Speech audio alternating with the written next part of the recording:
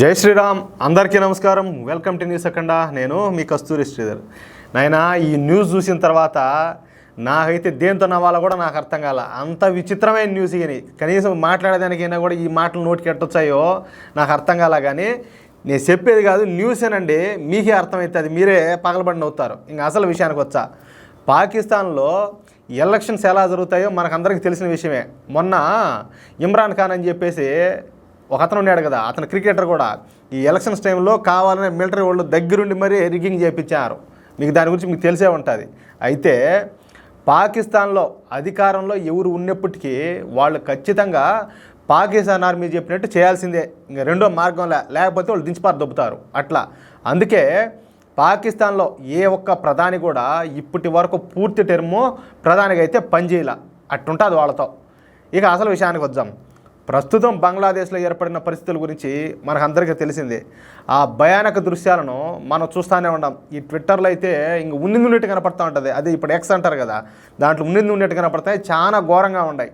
ఈ బంగ్లాదేశ్ మత ఛాందస్వాదులు ప్రభుత్వ ఆస్తులను ధ్వంసం చేస్తూ ఉండడం, హిందువుల మీద దాడులు చేస్తూ ఉండడం, హత్యలు చేయడం, మానభంగాలు చేయడం, దోపిడీలు చేయడం వంటి కూడా ఇటాటన్ని భయంకరమైన దృశ్యాలన్నీ కూడా మన బంగ్లాదేశ్లో మనం చూస్తూ ఉన్నాం.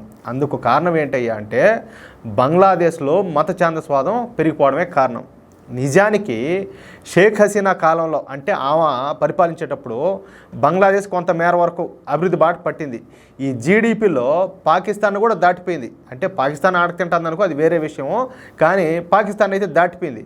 ముఖ్యంగా ఈ టెక్స్టైల్ బిజినెస్ ఉంటుంది కదా, అందులో బంగ్లాదేశ్ ఏంటంటే తిరుగులేని స్థాయికి చేరుకునింది. అయినప్పటికీ బంగ్లాదేశ్ ప్రధానిని బంగ్లాదేశ్ ప్రజలే అక్కడి నుంచి తరిమికొట్టినారు. అంటే వాళ్ళలో ఉన్నటువంటి మత ఛాందస్వాదం ఒక పిచ్చిలాగా మారిపోయి, అంటే సైకోల్లాగా మారిపోయి వాళ్ళు ఏం చేస్తారో వాళ్ళకి అర్థం కావడంలే. కానీ దీని పర్యవసానం మాత్రం ఖచ్చితంగా వాళ్ళకి అర్థమవుతుంది. ఇన్నాళ్ళు ఏంటంటే ఆమె భారత్ సపోర్ట్తోనూ ఇట్లా ఈ డెవలప్మెంట్ ప్రోగ్రామ్స్ మీద పెద్ద ఎత్తున అయితే దృష్టి పెడతా అనింది. కానీ ఇప్పుడు పాకిస్తాన్లో ఏ విధంగా చేస్తారో అదేవిధంగా వీళ్ళు మత ఛాందస్వాదం పైకి ఆ వైపుకి వీళ్ళు నడుస్తున్నారు. కానీ దాని పరిణామాలు ఖచ్చితంగా వాళ్ళకి అర్థమైపోతాయి. నాకు తెలిసినంత వరకు నేను విన్న న్యూస్ ఏంటంటే ఇప్పటికే ఆడ పూర్తి స్థాయిలో బిజినెస్లు అయితే దెబ్బతినిపోయినాయి. రాను ఏంటంటే పాకిస్తాన్లో ఎట్టయితే రోడ్డుకి అడక తింటా ఉన్నారో అదే పరిస్థితి బంగ్లాదేశ్లో కూడా వచ్చేది. దీంతో ఇక ప్రపంచంలోని అంతర్జాతీయ విశ్లేషకులంతా బంగ్లాదేశ్లో కూడా పాకిస్తాన్లా తయారవుతుందని చెప్పేసి వాళ్ళైతే దీని మీద స్టేట్మెంట్లు కూడా ఇచ్చినారు. అలాగే పాకిస్తాన్లో ఎలాగైతే ఉండదో బంగ్లాదేశ్లో కూడా ఈ రాడికలైజేషన్ అయితే అయిపోతుందని చెప్పారనమాట. ఇక నుంచి బంగ్లాదేశ్లో ఈ తీవ్రవాద కార్యకలాపాలు ప్రారంభమవుతాయి. అచ్చం ఈ పాకిస్తాన్లో లాగానే బంగ్లాదేశ్ కూడా పాకిస్తాన్ మాదిరిగా దేవాలా తీస్తుందని చెప్పేసి ఈ విశ్లేషకులు ఒక అభిప్రాయానికి అయితే వచ్చినారు.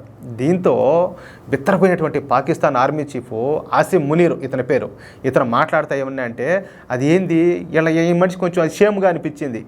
ఓయమ్మ ఏంది బంగ్లాదేశ్లో మా దేశంతో పోల్చారా, ఏమైనా కూడా పాకిస్తానేనో అడక తినడంలైనా బుడక తినడంలైనా దేంట్లోనే కానీ బంగ్లాదేశ్ అయినా మనం ఇంకో దేశమైనా కూడా మా దేశానికి పోటీనే రాకూడదు, అడక తినే దాంట్లో కూడా అన్నిట ఆ ఫీలింగ్లో ఈ మనిషి ఏంటంటే కొన్ని కామెడీ వ్యాఖ్యలు కొన్ని చేసినాడు. అదేందయ్యా అంటే ఈ భూ ప్రపంచంలో మా దేశం అంతా గొప్ప దార్శనిక దేశం మరొకటి లేదు. ఏ విషయంలోనైనా తీవ్రవాదాన్ని పెంచి పోషించడంలోనా, దేంట్లో? అట్లాగే అడ్మినిస్ట్రేషన్ విషయంలో ప్రపంచ దేశాలు మా పాకిస్తాన్ చూసి నేర్చుకోవాలా. చూడండి ఈ కామెడీ ఏందో, ఈ కథలు ఏందో, కనీసం ఏమైనా చిప్పు ఉన్నదో లేకపోతే అది ఏమైనా చిట్లు పోయిందో కూడా నాకు తెలియలే. కానీ తీవ్రవాదులతో రాజీ లేని పోరాటం చేస్తుంది ఒక పాకిస్తానేనంట. అది చెప్పడం చూడు. మా దేశాన్ని మరే దేశంతో పోల్చొద్దంటూ ఒక దిక్కుమాల స్టేట్మెంట్ ఇచ్చాడు ఈ వ్యక్తి. అయితే ఆసిమ్ మునీర్ వ్యాఖ్యలకు అందరూ కూడా ఏంటంటే నవ్వుకుంటా ఉండడం ఇక్కడ గమనార్హం. ఇంకా నవ్వక ఇంకేం చేస్తారు, ఆయన చేసిన స్టేట్మెంట్లు అటాడి. అసలు ప్రపంచంలో తీవ్రవాదానికి పుట్టినీళ్ళు ఏదైనా ఉన్నదంటే అది పాకిస్తానే.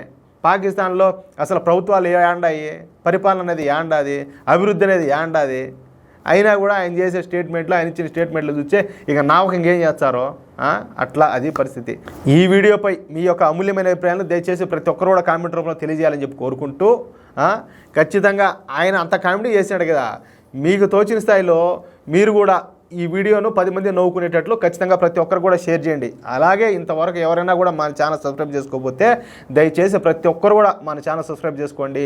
ఇలాంటి ఇంట్రెస్టింగ్ వార్తల కోసం తప్పనిసరిగా మళ్ళీ మనం అందించే వీడియోలో మీకు నోటిఫికేషన్ రావాలంటే ఈ బెల్ సింబల్ అయితే తప్పనిసరిగా క్లిక్ చేయండి ప్లీజ్. జై శ్రీరామ్.